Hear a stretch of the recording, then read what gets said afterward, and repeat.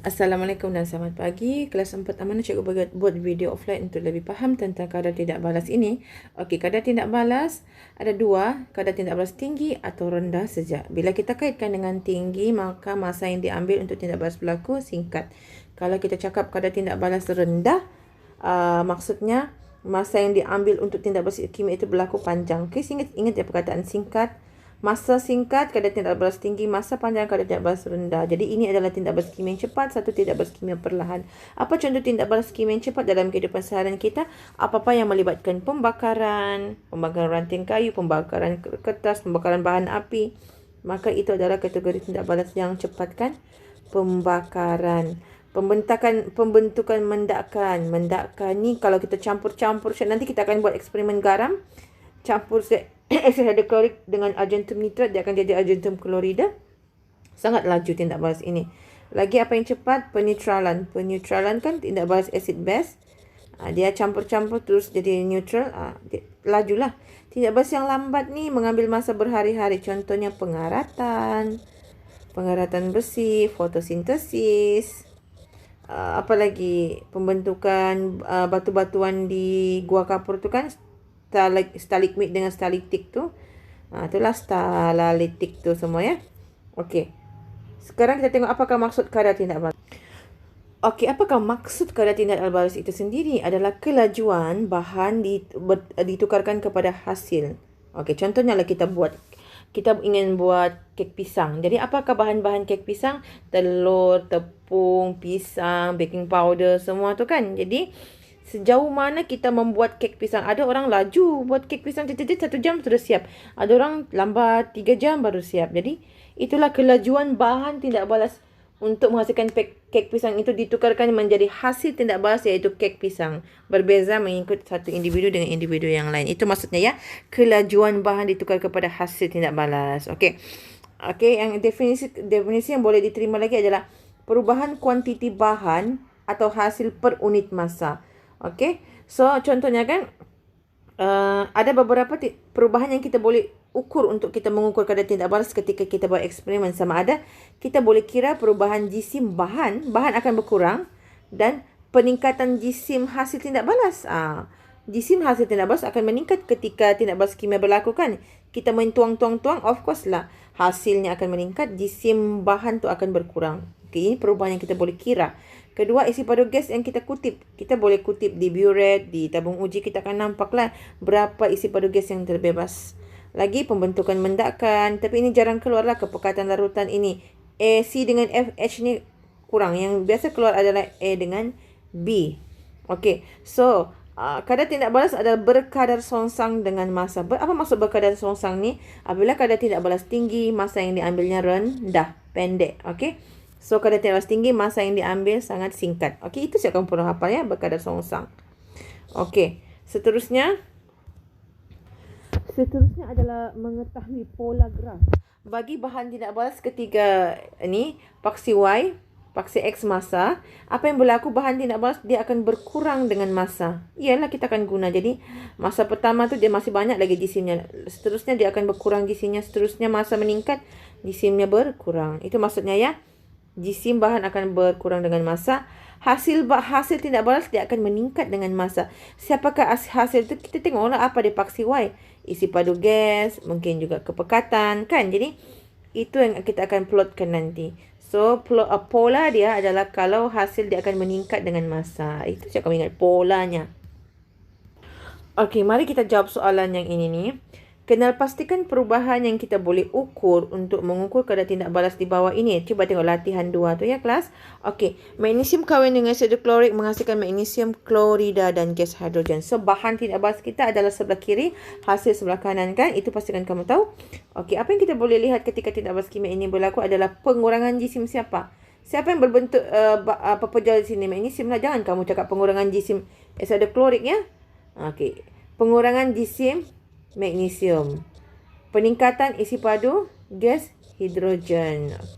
So ada dua yang perubahan yang kita boleh ukur untuk kita ukur kadar tindak balasnya adalah kita boleh kira pengurangan jisim bahan dan peningkatan hasil tindak balas, iaitu peningkatan isi padu gas. Okey. Macam mana dengan kepekatan asida klorik? Boleh kita ukur, iaitu pengurangan. Sebab ketika tindak balas dia akan berkurang kan kepekatan bahan. Jadi boleh kita ukur pengurangan kepekatan asid hidroklorik, tapi agak rumit kan? Kita mau kira molnya lagi, timbang lagi kelalangkon. Jadi paling senang perubahan jisim lah, paling senang ya. Okey, jadi cuba kita buat kalsium karbonat ni apa? Jadi ketika kalsium karbonat bertindak balas dengan asid hidroklorik, dia akan menghasilkan kalsium klorida dan gas karbon dioksida dan air. So antara ni yang mana kita boleh ukur kadar tindak balasnya? Cuba kamu fikir. Adakah jisim kalsium karbonat, adakah kepekatan asid hidroklorik kita boleh ukur? So yang senang kita ukur adalah pengurangan jisim kalsium karbonat sebab dia dalam bentuk perpenjarakan, jadi kita boleh timbang. Dan juga peningkatan isi padu gas karbon dioksida. Okey, kelas 2. Okey, cuba tengok ni lah. Okey, selamat. Mari kita cuba sama-sama. Lakarkan jisim kalsium karbonat terhadap massa. Jadi kamu identify dulu. Kalsium karbonat ni siapa ya? Oh, bahan. Jadi bahan mesti berkurang dengan massa. Okey. Lepas dia kata kepekatan asid nitrik. Kepekatan asid nitrik ni apa ya? Oh, hasil. Jadi hasil akan meningkat dengan massa. Okey. Kepekatan asid nitrik dia akan berkurang dengan massa, tapi mesti mengena graf. Tapi mesti mengena massanya sebab dia akan habis. Sebab asid nitrik ni dia limited reactant. Jadi dia akan cepat habis. Jadi isi padu gas dia akan beginilah kelas ya. Okey, kenapa jisim marmalnya tidak mengena? Tidak mengena. Kalau sini cikgu pakai 5 gram, dia akan habis 3 gram saja. Contoh ya, sebab apa? Asid akan dipakai terlebih dahulu. Jadi bila asid ni habis, jadi dia ada bakilah. Contohnya, alamak, habis sudah asidku. Jadi aku terpaksa berhenti pada 3 gram. Setakat ini aku diguna. Sebab asid sudah habis duluan. Macam tu. Jadi, that's why lah perubahan bahan asid ni dia akan berkurang, tapi mesti menyentuh. Habis betul ya? Habis. Bahan untuk yang kalsium karbonat ni kita pakai berlebihan bakas. Kira berlebihan. 5 gram ni kira banyak. Jadi dia tidak mengena pada ni. Dia tidak habis. So 5 tolak 3 dia ada 2 gram lagi lah yang lebih. Ini nanti kita akan belajar buat eksperimen. Nampaklah nanti ya. Okey, mari kita tengok soalan nombor 4. Mari kita baca betul-betul. Satu graf jisim zinc ya. Jisim zinc melawan massa bagi tindak balas di antara zinc dengan asid hidroklorik. Jadi zinc kita kasih kahwin dengan asid hidroklorik. Jadi bahan tindak balas kita adalah zinc kan. Jadi dia berkurang dengan massa. Jadi kamu tengoklah ni dia punya graf ni memang berkurang dengan massa. Okey.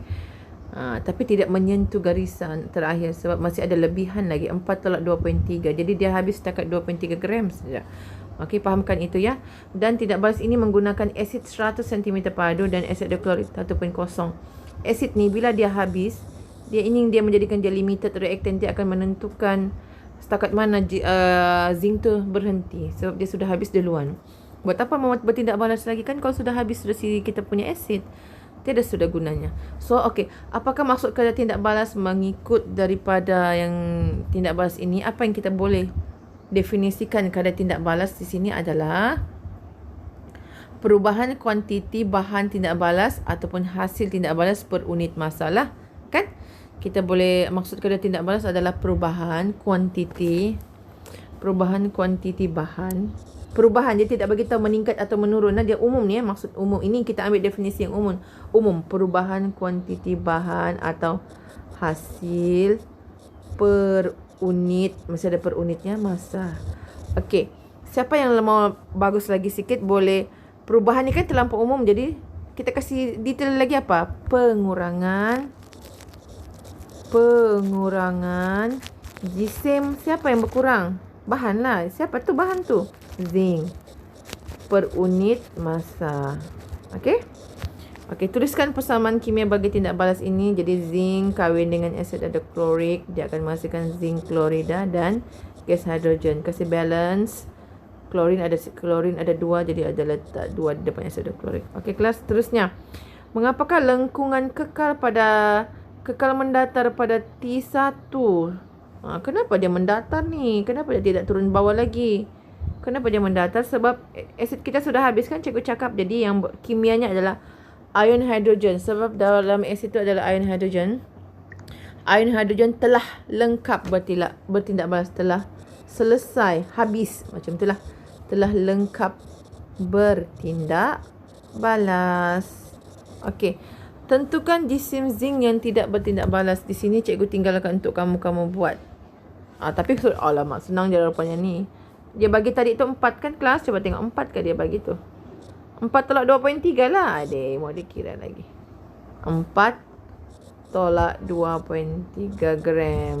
So, 1.7 lah kan? 1.7 gram hasilnya. Okey, kita jawab soalan nombor 5. Soalan 5, apa dia bilang? Proses manakah yang mempunyai kadar tindak balas yang rendah? Pembakaran, peneutralan, foto. Okey, pembakaran dan peneutralan ni laju kan? Antara penapaian dengan fotosintesis, yang mana lagi lambat?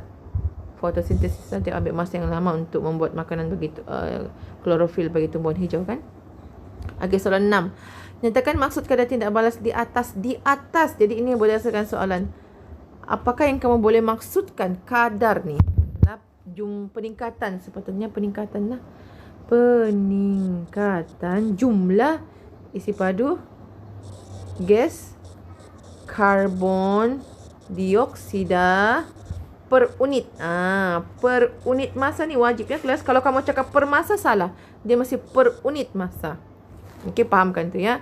So, kenapa cikgu cakap jumlah set tidak boleh? Sebab kadar tindak balas ni dua, pengurangan, perubahan kuantiti bahan atau hasil. Ataupun lebih detail, pengurangan bahan atau peningkatan hasil. Jadi, itulah cikgu mau detail. Peningkatan jumlah isi pada gas karbon dioksida per unit masa. Kenapa cikgu cakap peningkatan? Sebab dia adalah hasil. Okey, namakan gas yang terbebas dalam tindak balas. Ini nama ya kelas, nama gas. Jadi masih cakap, masih tulis karbon dioksida, nama lengkapnya. Antara hasil yang dinyatakan dalam persamaan, manakah paling sesuai untuk dipilih untuk menentukan kadar tindak balas? Of course lah isi pada gas karbon dioksida. Mengapa? Isi pada gas mudah disukat, diukur lah ya. Diukur dengan menggunakan burette melalui kaedah penyesaran air. Dia akan macam ni lah. Burette tu begini. Padu gas tu dia akan naik di sini melalui kaedah penyesaran air. Pertama, air penuh tau kan. Kamu dah buat kita dua kan eksperimen gas yang penyesaran air. Bila gas karbon dioksida naik, jadi gas tu yang ringan akan menolak air. Jadi lama-lama air akan di dalam beaker akan meningkat. Di dalam baskom ni akan meningkat, tapi dia akan turun air semua ke bawah. Gas akan naik. Jadi dia akan gas penuh lah dalam burette ni, nanti air semua terkeluar. Okey, itu maksudnya penyesaran air.